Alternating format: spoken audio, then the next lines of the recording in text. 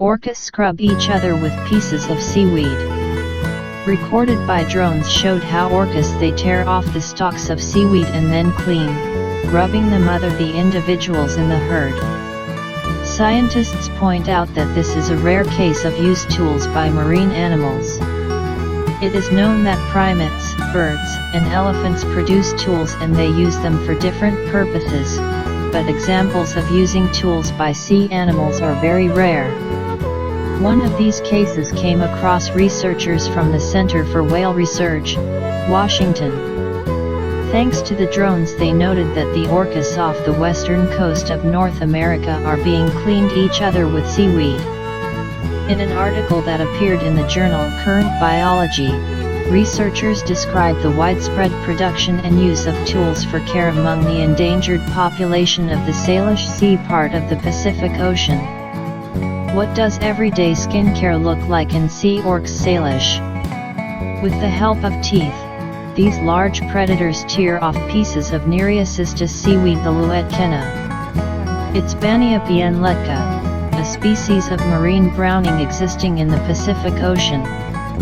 Then put them between the body and the body of another orca and rub against each other, flowing synchronously, like in a dance. This act of mutual skin exfoliation is the first observed case of aqueous mammals producing tools for common cleaning up. The discovery expands the already rich repertoire of social behavior these animals. Different orc populations in the world have distinct habits. This applies primarily to their diet, but some may also develop unusual and temporary fashions and other peculiarities that do not seem to serve to no obvious purpose. A perfect example is, for example, the things that happen attacks on yachts and boats off the coast of the Iberian Peninsula for several years. And then, however, Salish sea population people failed from herbal fashion to wear dead salmon on your head. We found out that these orcas regularly use pieces seaweeds during social interactions, apparently as a tool for turning cleaner, said Michael Weiss of the Center for Whale Research. Discovering that orcas not only use, but also produce tools, and that these items are used in a way that never before it was recorded in marine mammals, it was incredibly exciting, he added. Thanks to the materials collected by drones, scientists they observed this behavior in orcas in all social groups, both gender and all age groups. Sometimes it took several seconds, sometimes a few minutes. They also discovered that the orcas were more often scrubbed clothes-related individuals or partners of a similar age. They also saw some evidence that orcas with more dead epidermis were more likely to reach for care treatments, which suggests that it may have a hygienic function. Maybe it is also a way to get rid of parasites that attach to the skin the animals. Weiss and his team discovered these care treatments in orcas during observation from the air of a herd of about 80 individuals from the Northeast Pacific. The team has been monitoring these orcs since 2018 to find out more about their prey and social behavior. Although in the world there are other orcas, these are genetically distinct, ecologically and culturally population, Weiss said. It is still unclear whether this behavior is completely unique to this population of orcas, or more prevalent among others population and species of marine mammals. Regardless, the discovery it shows that tools can be used in a wide range of contexts by the sea animals. Scientists have previously observed other marine mammals producing and using tools. For example, bottoliose dolphins peel the sponges sea and wear them on their nose to protect themselves from sharp objects at the bottom of the seas when they're looking for a meal. Sea otters use stones to split the shellfish. Greenland whales in waters near the Canadian island Baffinus sometimes rub against rocks to exfoliate dead skin, similarly like people use pumice. Recent discovery could revolutionize production the paracetamol.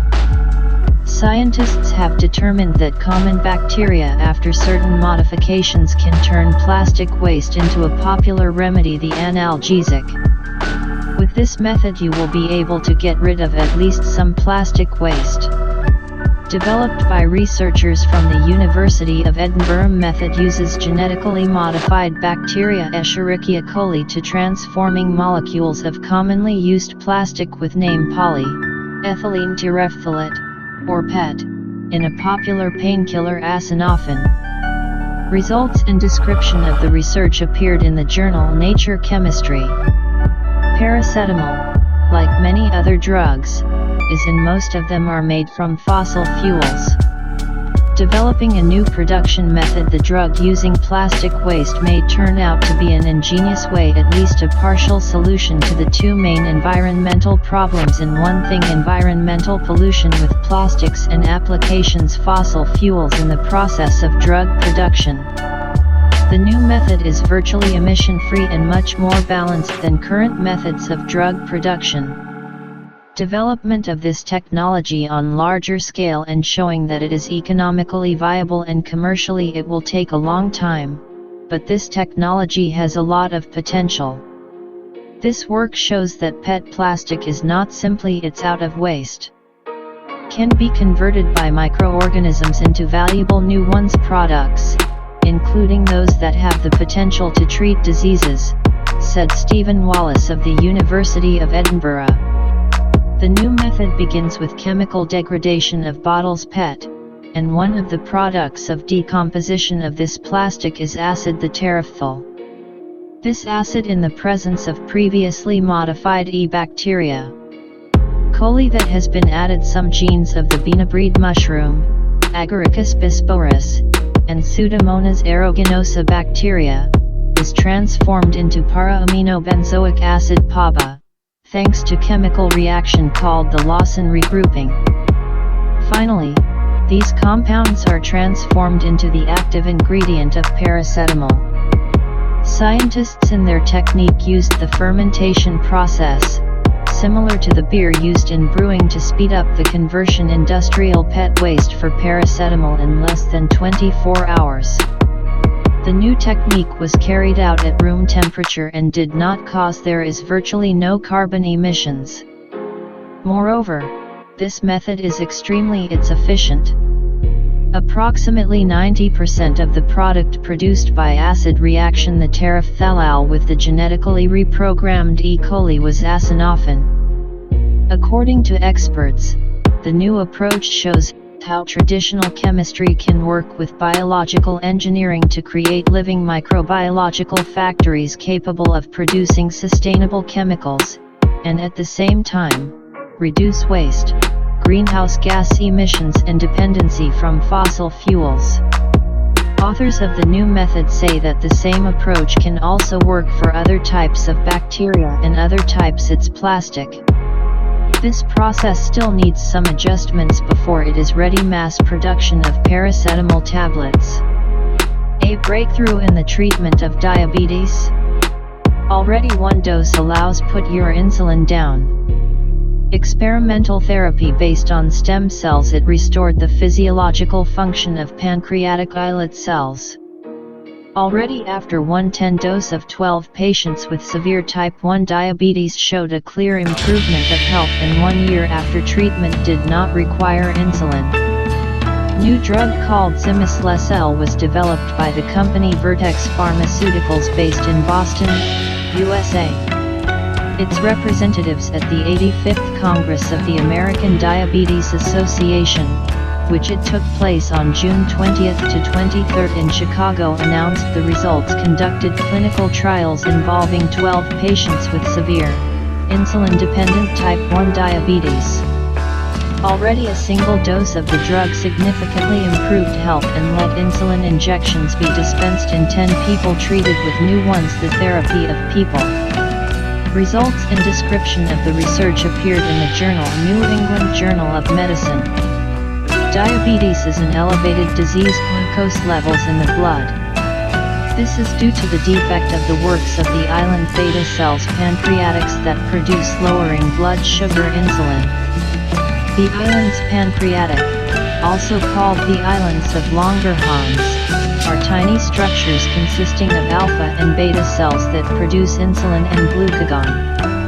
They're in the pancreatic hole. They secrete the regulatory hormones carbohydrate metabolism, and an adult can have up to 2 million of such cells.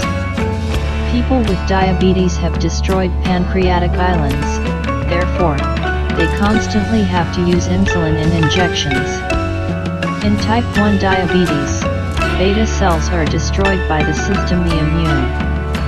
As a result, the ability to produce insulin is depleted.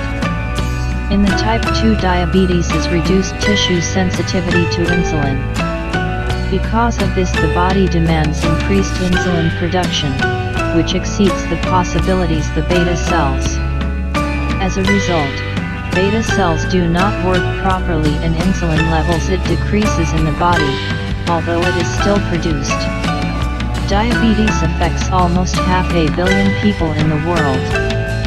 The most common form is type 2 diabetes. Transplantation of pancreatic islets can treat the disease, but there is not enough donors to meet the growing demand. This recipient must use immunosuppressive drugs after such a transplant in order to prevent the donor tissue from being discarded by the body. Stem cell therapy gives high hopes for transformation of treatment of type 1 diabetes, offering real independence from insulin, said Marlon Pragnell, Vice President of the American Society Diabetes. Thanks to advances in genetic engineering, this type teeth may one day eliminate the need for medication, the immunosuppressive, he added. In the study of 12 patients of compulsive SOAP patients type 1 diabetes received a vein of zimislecel intravenously. The drug contained cells pancreatic islets derived from stem cells. Patients received immunosuppressive treatment as well. Therapies were included in patients with a long-term, severe type 1 diabetes. The average age of patients is 42 years and they were especially the men. Analyses showed that cells given intravenously penetrated into pancreatics, where they started to produce insulin.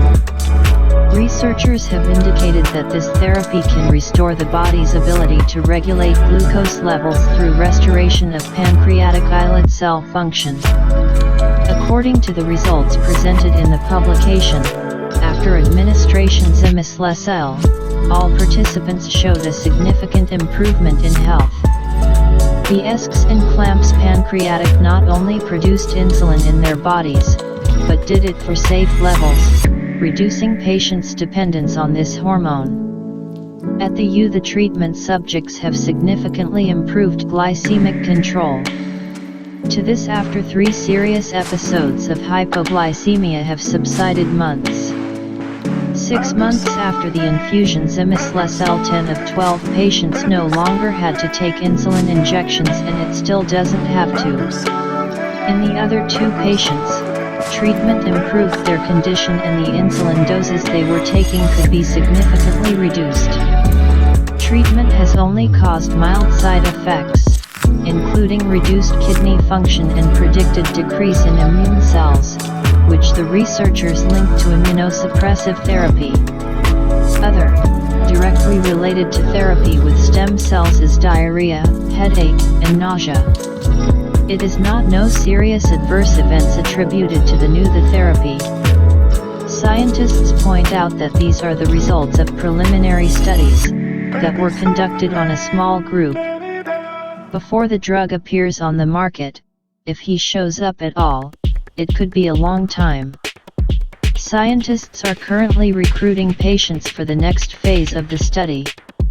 The conducted differentiation of pluripotent cells parents in specialized cell types could potentially provide inexhaustible stocks of replacement tissues in case of serious diseases. The study showed that islets derived from stem cells implanted They produced exogenous insulin and restored the physiological function of islets, what led to improved glycemic control, elimination of serious events, hypoglycemic and insulin independence in people with type 1 diabetes, written by authors in the publication.